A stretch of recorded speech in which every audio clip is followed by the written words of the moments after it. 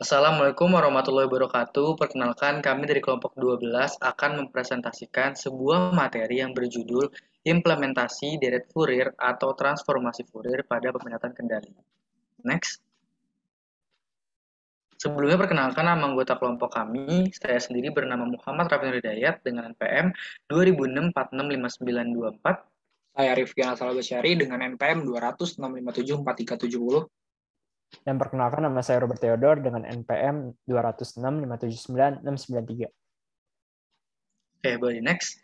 Kita tahu bahwa seiring perkembangan zaman, kebutuhan manusia pun juga semakin berkembang.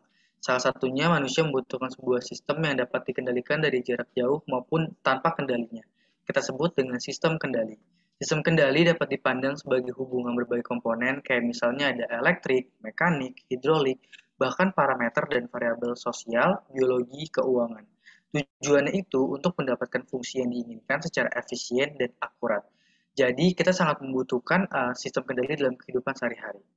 Dalam sistem kendali, terutama digital, kita kenal namanya ada 4 jenis sinyal.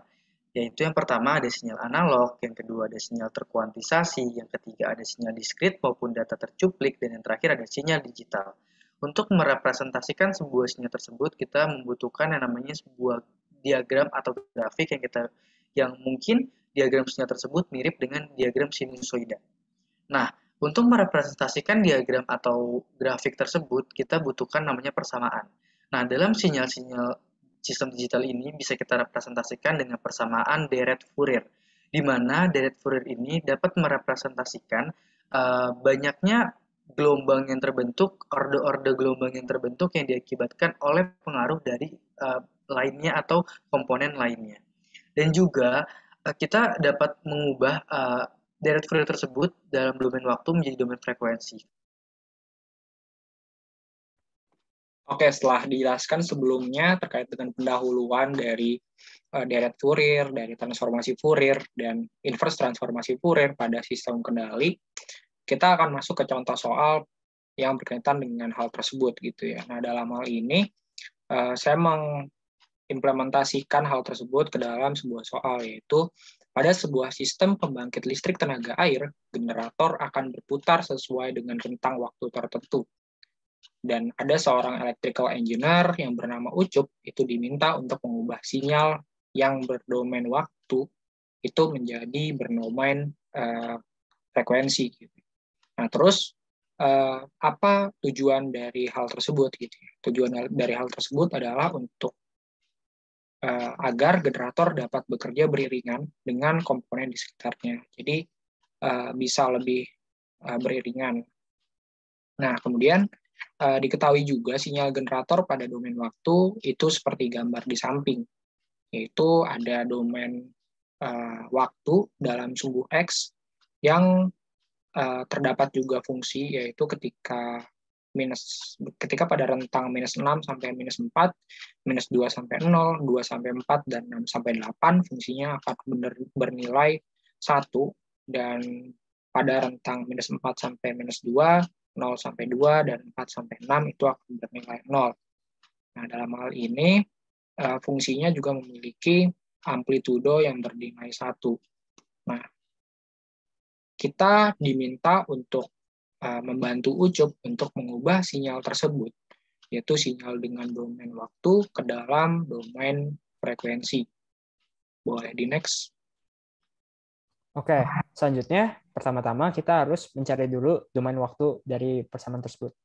Oke, jadi bisa dilihat ya dari gelombang tersebut dan dari grafik tersebut, kita dapat mendapatkan bahwa ft-nya akan bernilai 0 apabila intervalnya itu min 2 lebih kecil sama dengan t lebih kecil dari 0, dan ft-nya akan sama dengan 1 apabila 0 lebih kecil sama dengan t lebih kecil dari 2.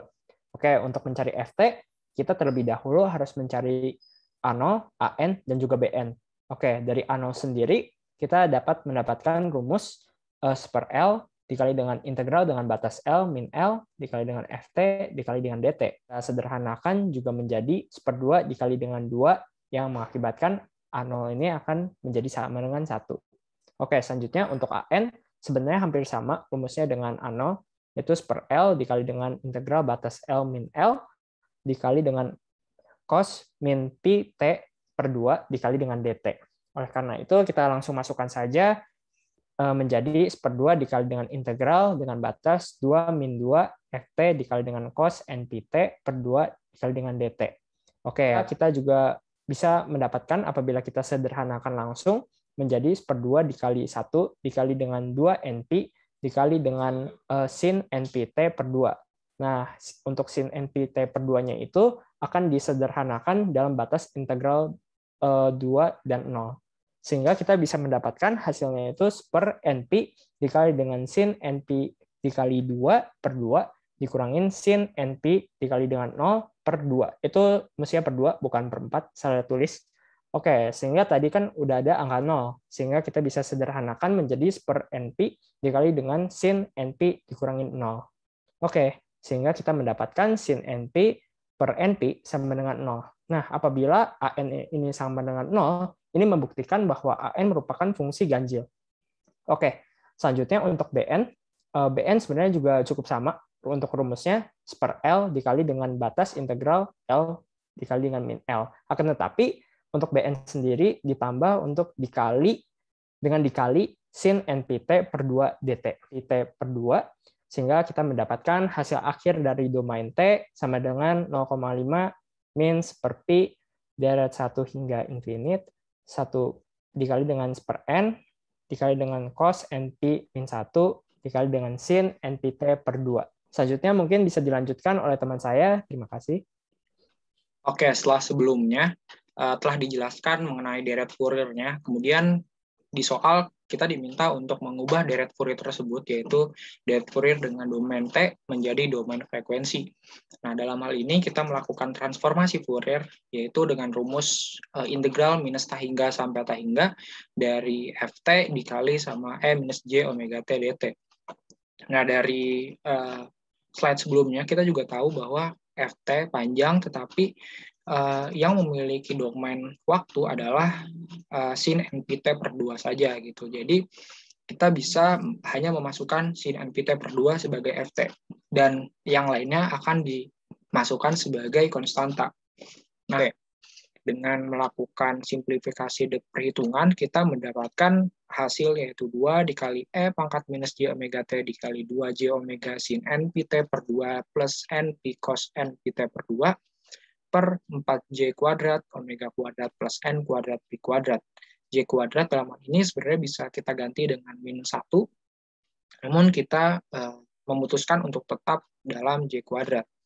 Nah, sehingga dengan memasukkan konstanta yang sebelumnya didapatkan hasil dari transformasi Fourier atau transformasi deret Fourier dari T menjadi frekuensi, yaitu 0,51 dikali 1 per pi sigma dari N sama dengan 1 sampai T hingga dikali 1 per N cos H pi min 1 dikali 2 E pangkat minus J omega T dikali 2 J omega sin N Pt per 2 ditambah N Pi cos N Pt per 2 per 4J kuadrat omega kuadrat plus N kuadrat Pi kuadrat.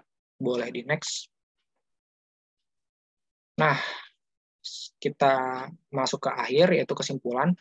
Jadi setelah sebelumnya dijelaskan dari pendahuluan, contoh soal, dan pembahasan soal, kita bisa menyimpulkan yaitu penggunaan deret transformasi dan inverse transformasi Fourier dalam dunia sistem kendali sangat berkaitan dengan keberadaan sinyal dari suatu sistem.